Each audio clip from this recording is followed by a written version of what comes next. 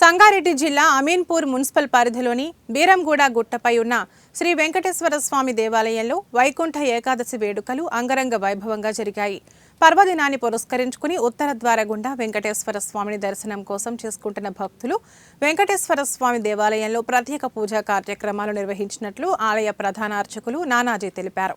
ఈ రోజు మహావిష్ణువు గరుడ వాహనారూఢుడై 3 కోట్ల దేవతలతో భూలోకానికి దిగి వచ్చి భక్తులకు దర్శనమిస్తాడు కనుక దీనికి ముక్కోటి ఏకాదశి అంటారని పేర్కొన్నారు.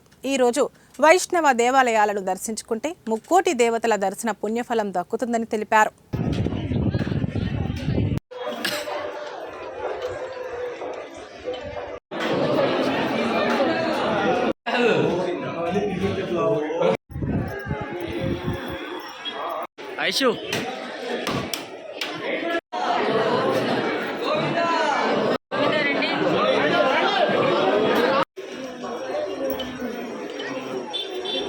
దర్శనార్థం మునులు, యక్షులు, కిన్నరులు, కింపురుషులు వీళ్ళందరూ కూడా స్వామివారి దర్శనార్థం కూడా ఉత్తరద్వారం వద్ద వేచి ఉంటారు అని చెప్పి మనకి శాస్త్ర ప్రమాణం తెలుపుతూ ఉంది.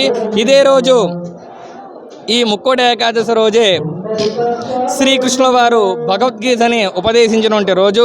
అలాగే పరమశివుడు అలాహలం అంటే విషాన్ని మింగిన రోజు కూడా ఇదే రోజు కాబట్టి ఎంతో విశిష్టమైనటువంటి పర్వదినం ముక్కోటి ఏకాదశి అన్నమాట.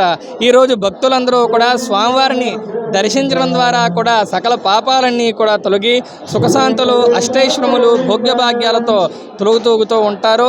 అలాగే ఈరోజు భక్తులందరూ కూడా మన దేవాలయంలోకి వచ్చేటువంటి భక్తులందరికీ కూడా సకల సౌకర్యాలన్నీ కూడా కల్పించడం జరిగింది. వచ్చినట్టు భక్తులు ఇబ్బంది పడకుండా ఉచిత దర్శనం మరియు అలాగే శీఘ్ర దర్శనం అనేటువంటిది మన దేవస్థానం వారు ఏర్పాటు చేయడం జరిగింది. హరి ఓం తస్సతో సర్వం శ్రీకృష్ణార్పణమస్తు.